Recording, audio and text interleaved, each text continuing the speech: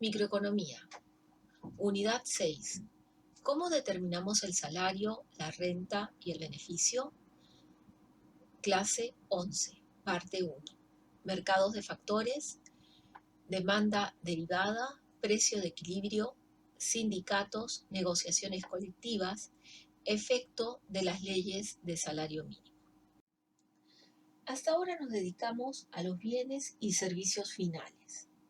En esta última clase de la materia veremos el mercado de los bienes y servicios intermedios, es decir, de los factores de producción.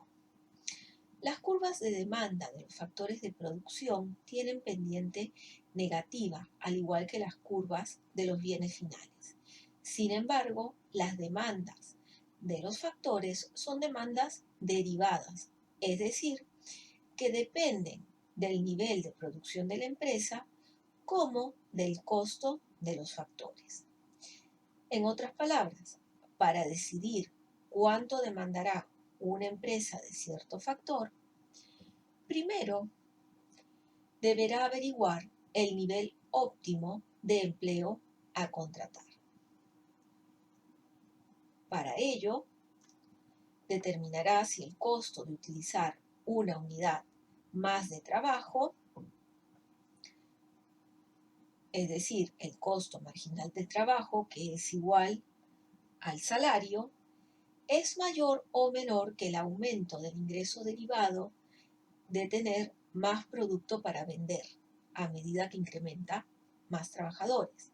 Esto es el valor del producto marginal del trabajo. De esta manera, obtiene el nivel óptimo de empleo a contratar. En el mercado del trabajo, la demanda por trabajo será la sumatoria de todas las demandas de cada una de las empresas. Por su parte, la oferta será la curva que represente para cada nivel de precio el número total de personas dispuestas a trabajar en un determinado sector. El punto de equilibrio que determinará el equilibrio y la cantidad efectivamente transada en el mercado va a estar dado en la intersección de la demanda con la oferta. Hasta ahora nos dedicamos a los mercados de bienes y servicios finales. En esta clase veremos el mercado de bienes y servicios que sirven para elaborar otros bienes y servicios finales, es decir, bienes y servicios intermedios o factores de producción. Las curvas de demanda de los factores de producción tienen pendiente negativa, al igual que las curvas de demanda de los bienes finales. Sin embargo, las demandas de factores son demandas derivadas, es decir, que dependen del nivel de producción de la empresa y del costo de los factores. De esta forma, para determinar qué cantidad se demandará de cierto factor, la empresa primero deberá averiguar el nivel óptimo de factor a contratar. Veamos esto en el mercado de trabajo. Para ello, el empresario comparará el costo de utilizar una unidad más de trabajo, es decir, su costo marginal, que equivale al salario, con el valor de lo que produce la última unidad de factor contratado, es decir, el valor de la productividad marginal del trabajo.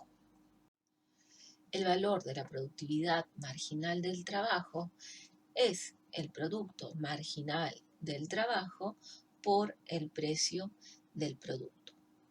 Mientras el salario resulte menor al valor producido por esta última unidad de factor contratado, se seguirá contratando más factor. La cantidad óptima de trabajadores contratados será aquella en donde el valor de la productividad marginal del trabajo sea igual al salario. En agregado, la suma horizontal de todas las demandas de las empresas demandantes de trabajo dará como resultado la demanda del mercado del trabajo. Por su parte, la oferta será la curva que represente para cada nivel de precio o salario el número total de personas dispuestas a trabajar en un determinado sector. El punto de equilibrio que determinará el salario y la cantidad de trabajadores que consigan un trabajo, es decir, la cantidad efectivamente transada en este mercado, va a estar dada en la intersección de las curvas de oferta y demanda por trabajo del mercado.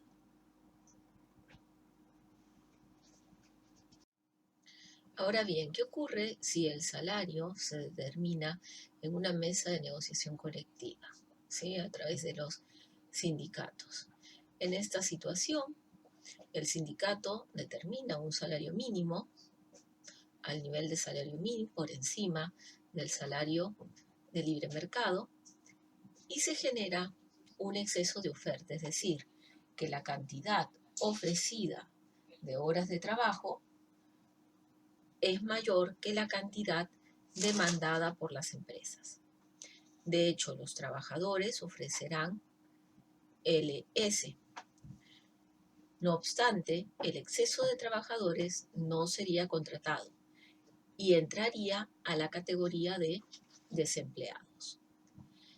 La variación del excedente total sería el rectángulo A, que corresponde al incremento en el ingreso que los trabajadores obtienen de las empresas con la creación del salario mínimo, el triángulo B y el triángulo C, que es lo que pierden los empleadores y los trabajadores respectivamente.